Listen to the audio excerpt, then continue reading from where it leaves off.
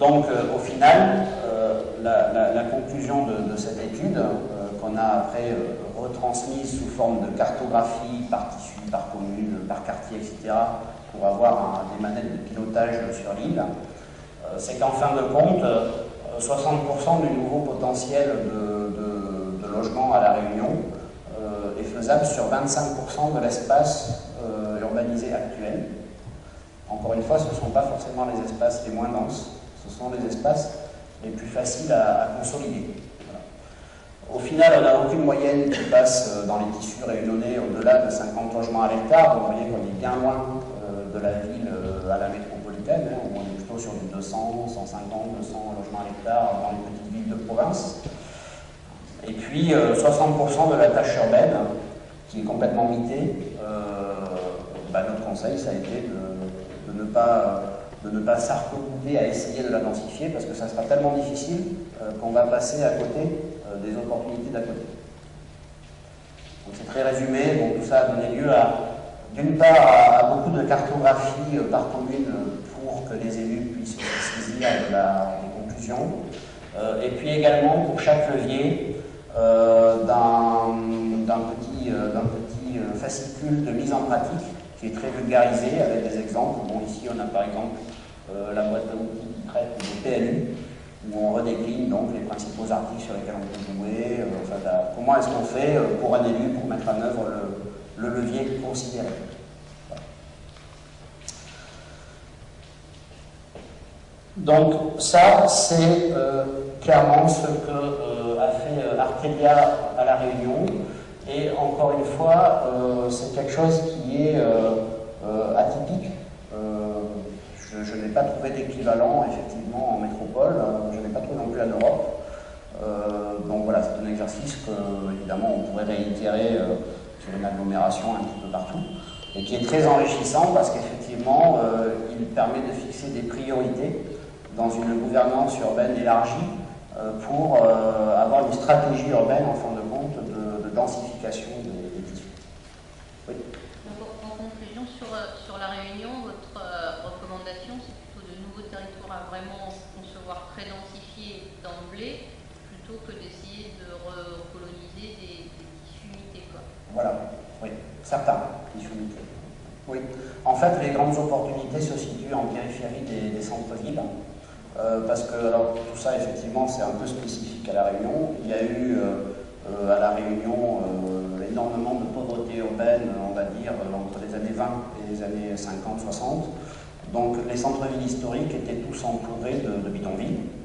Il y a eu une énorme, un énorme financement métropolitain pour les résorber. Donc cette résorption de l'habitat insalubre est terminée, mais elle s'est traduite en fin de compte par énormément d'acquisitions de foncier.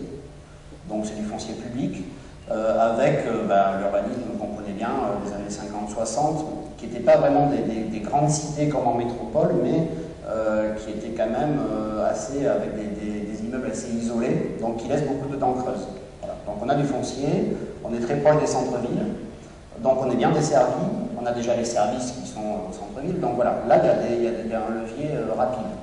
Quand je parlais tout à l'heure des grandes parcelles agricoles privées, elles sont restées complètement privées, elles sont desservies par des voies en impasse. On a fait le plan de circulation d'une commune qui est à l'est de La Réunion, et 40% de la voirie de cette commune est en impasse. Et c'est absolument ingérable, parce que la base d'une bonne densité, ça fait une très bonne liaison avec ce qu'on va voir tout de suite, c'est le maillage. C'est que l'on puisse effectivement passer d'un quartier à l'autre avec un réseau de voirie important.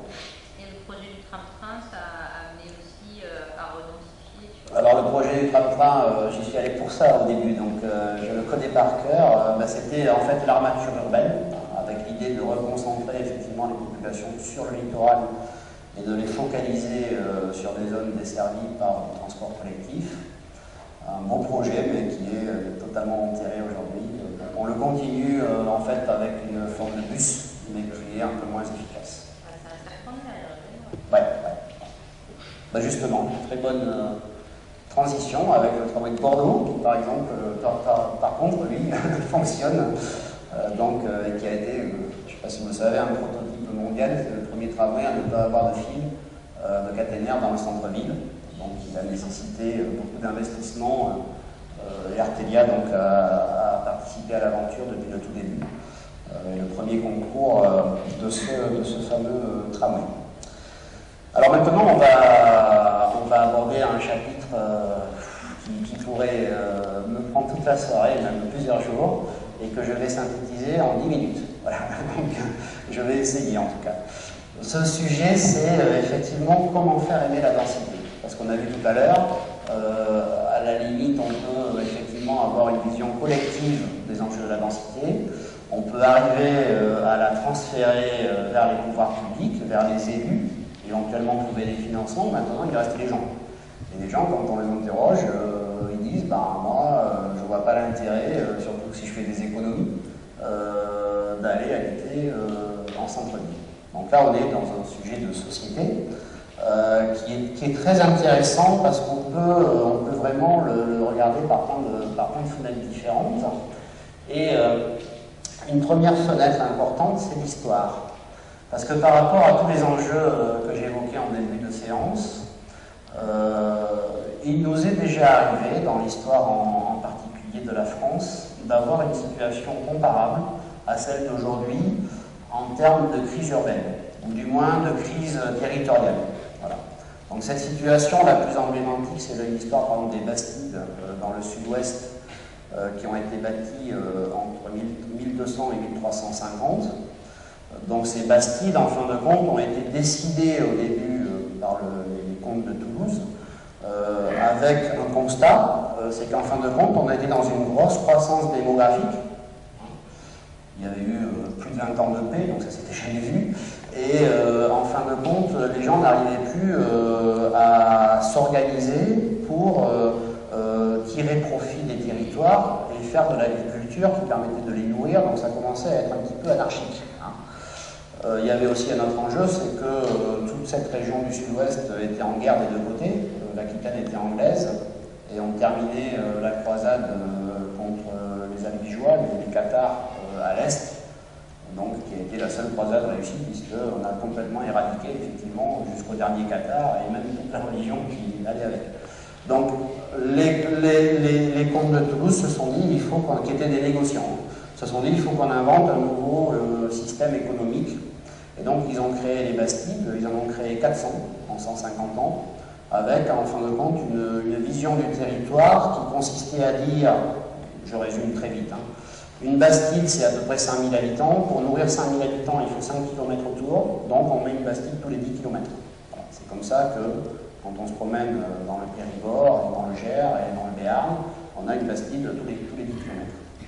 Donc 400 Bastides, 5000 habitants, ça fait 2 millions d'habitants, la population de Paris, qui pour l'époque était effectivement tout à fait énorme. Je ne sais pas combien la France comptait d'habitants, mais ça ne devait pas être beaucoup. Donc un exemple, en fin de compte, alors ce qui est vraiment passionnant dans cette histoire des Bastides, c'est qu'ils faisaient signer aux paysans qui venaient dans cette ville un contrat social. Et on est vraiment là dans le même discours qu'aujourd'hui par rapport à la densité. Ce contrat social, c'était effectivement d'abandonner sa vie de paysan et de devenir entre guillemets commerçant, donc de rentrer dans une ville qui avait poussé donc, tous les enjeux religieux sur le côté, les églises sont toujours fondues dans le tissu urbain, et qui avait mis au milieu la halle. L'enjeu était clairement de faire du commerce, et les gens ont signé un pacte, ils changeaient de vie. Ils acceptaient de payer des impôts, ils acceptaient d'avoir un maire, l'équivalent du maire à l'époque, et ils ont même développé tout un langage urbain qu'on a perdu, comme les embrones, qui étaient les voies piétonnes, les chériales, qui étaient les voies réservées aux chariots, etc., etc. Donc une richesse, en fin de compte, très importante à cette époque-là, on a construit également, à peu près dans la même époque, en France, 80 cathédrales, 500 églises, 30 000 églises paroissiales, donc c'était la Chine en fait d'aujourd'hui. Alors après, beaucoup plus près de nous, il y a Haussmann. Donc Haussmann, tout le monde le connaît, peu de gens quand même connaissent les chiffres. Donc Haussmann a détruit 120 000 logements, il en a reconstruit 320 000 à peu près, en construisant 34 000 immeubles. Et donc il en a profité pour redesigner complètement une ville moyenâgeuse, avec tout ce qu'on connaît aujourd'hui, des points intraitables comme la forme que devaient avoir les coins de rue, le maillage urbain, la classification en 3 types de voies, etc., etc. On pourrait évidemment faire une conférence aussi sur Haussmann. Donc il y a des exemples quand même dans l'histoire où on a pris à bras le corps cette question de la densité urbaine, de la façon dont on pourrait l'aimer, et où on est allé jusqu'au bout de la démarche. Voilà, c'est vraiment ça le défi qu'on a aussi aujourd'hui, avec un petit peu les urgences qu'on a vues tout à l'heure, mais avec aussi des moyens qu'on n'a jamais vus auparavant. Alors, un deuxième point, là je vous donne quelques clichés sur ce thème de la densité souhaitée. Un deuxième point important, c'est la densité perçue, la densité vécue. En fin de compte, quand on interroge les gens, ils disent jamais moi je suis dans un milieu dense ou pas, ils le disent jamais très clairement. Et par exemple, si on regarde ces deux villes, je ne sais pas si vous les reconnaissez, on pourrait dire, bon voilà, donc à gauche, alors je vais le dire par oral pour nos amis qui écouteront la radio et qui n'auront pas l'image. Donc à gauche, on a effectivement une ville qui paraît très dense, avec beaucoup d'immeubles, etc. Bon. Et puis à droite, une ville très aérée, grande perspective, beaucoup d'arbres, etc. Voilà. Alors déjà, est-ce que vous reconnaissez ces deux villes? Oui. Alors à droite, voilà, c'est Paris, et à gauche c'est Tokyo, le centre de Tokyo. Alors, deuxième question, quelle est la plus dense? Moi, je vous ai donné quelques pistes, hein, voilà, Paris. Paris. Donc, effectivement, Paris est presque au double de densité que Tokyo. Alors, on a pris le centre-ville de Tokyo parce que c'est la même superficie que Paris intramuros. Donc, voilà un exemple très concret, en fin de compte, de la façon dont il faut se méfier quand les gens parlent de leur densité. Et grosso modo, ce que l'on constate, c'est que les milieux les plus denses sont souvent les plus aimés par les gens. Il y a une limite, je vous l'ai dit tout à l'heure, quand on passe 600 logements à l'hectare, des densités brutes de l'ordre de 3-4, on commence à venir dans des densités vraiment un peu lourdes et les gens se plaignent à juste raison.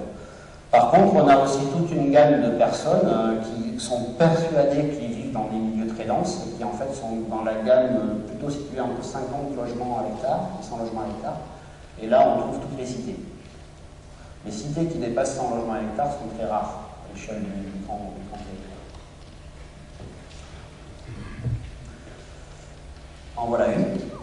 Donc c'est la Rouvière à Marseille. Donc cette cité-là, qui est une des plus denses de France, compte 110 logements à l'hectare au total, si on prend l'ensemble de son périmètre. Donc elle n'est pas dense. Donc c'est toujours très difficile à expliquer parce qu'on se dit quand même, il y a quand même un impact sur le paysage certain. Bon, c'est très lié en fin de compte à cet échec, oui, de l'urbanisme moderne. Qui a fabriqué en fin de compte un modèle de ville très lié à la voiture et qui se traduit par des sentiments de grande densité alors qu'ils ne sont pas denses. Alors, par contre, comme je le disais tout à l'heure, la ville qui a à peu près tous les records de densité, c'est Paris. Et puis Paris est quand même une ville assez aimée. C'est la ville la plus visitée du monde. Donc, une économie touristique monumentale. Et alors la question, c'est comment est-ce qu'on fait pour aimer Paris alors qu'on est donc dans certains quartiers 5 fois plus nombreux qu'à la Rouvière qu'on vient de voir. Donc c'est là où on rentre en fin de compte dans toute la conception urbaine sur la grande échelle, avec un premier enjeu important qui est le rôle des monuments. La ville bien vécue est toujours ponctuée de monuments. Alors la Tour Eiffel est évidemment très emblématique, c'est le plus gros monument du monde qui ne sert à rien, clairement vide. Les Parisiens sont les seules personnes au monde à savoir ce que représente 300 mètres de haut. Voilà, mais il y a tout un inconscient collectif par rapport à ce monument qui fait que, moi j'adore Paris et je pense qu'elle y contribue pas mal. Maintenant, quand on recense un petit peu toutes les façades, les petits monuments, les petits détails qui font que Paris n'est pas une ville fonctionnelle, mais qu'elle est peuplée d'une multitude de monuments, on en compte 92 000. Donc il y a vraiment une mise en scène parisienne des monuments qui fait partie intégrante de sa qualité de vie. Un autre sujet très important, c'est qu'en général, les villes durables sont des villes touristiques. Ça, c'est à peu près vérifié partout dans le monde. Et ici, on a donc l'exemple de Bilbao, qui était une ville détestable, et qui, en tablant, en fin de compte, sur le loisir, sur le tourisme, et bon, principalement sur la culture, a réussi à retourner son image, et donc à devenir une ville très touristique. Tout le monde connaît le musée Guggenheim, ce que peu de gens connaissent, c'est tout l'aménagement de la ville qui est autour, qui fait l'ensemble des bordures du fleuve jusqu'à l'estuaire, et qui va même de l'autre côté dans la ville ancienne. Et voilà, Bilbao est rentré dans une dynamique complètement nouvelle sur l'enjeu du tourisme dans la ville. Voilà. On pourrait aussi développer ce thème. Aujourd'hui, en métropole par exemple, les mobilités, les déplacements les plus nombreux sont faits pour les loisirs. Donc on est dans un changement de société, dans un changement d'attraction de la ville qui est très lié aux loisirs.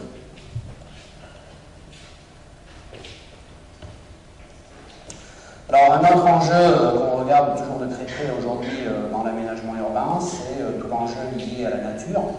Ça donne même naissance à de nouveaux mots comme la naturbanité, qui est une demande maintenant assez récurrente dans les projets urbains, qui fait même l'objet de commandes spécifiques. On est en train de répondre à une demande de Bordeaux sur l'enjeu de la nature dans la ville. Donc c'est un sujet de plus en plus mis en évidence et d'ailleurs, la déclaration de Vancouver, dont je vous parlais tout à l'heure, a institué, en fin de compte, la présence de la nature dans la ville comme un passage obligé pour la ville durable et pour la ville dense. C'est ce qu'ils ont réussi à Vancouver, il y a 30 ans. Ils ont dit on réinstalle la nature dans la ville, et c'est une ville qui est assez exemplaire pour la façon dont ils l'ont fait. Donc voilà, du coup, il y a ce nouveau métier qui apparaît de la naturbanité. À La Réunion, c'est assez intéressant parce qu'il y a ce que moi j'appelle l'urbanisme végétal, qui a toujours accompagné la construction dans toutes les îles, à La Réunion aussi, qui est un débordement en fait du végétal des parcelles privées sur l'espace public. Donc voilà, tous ces enjeux liés au végétal sont évidemment aujourd'hui extrêmement regardés dans toutes ces villes. Et c'est pour ça qu'on a toute la profession des paysagistes, effectivement, qui est en train de s'étoffer et de grandir tous les jours.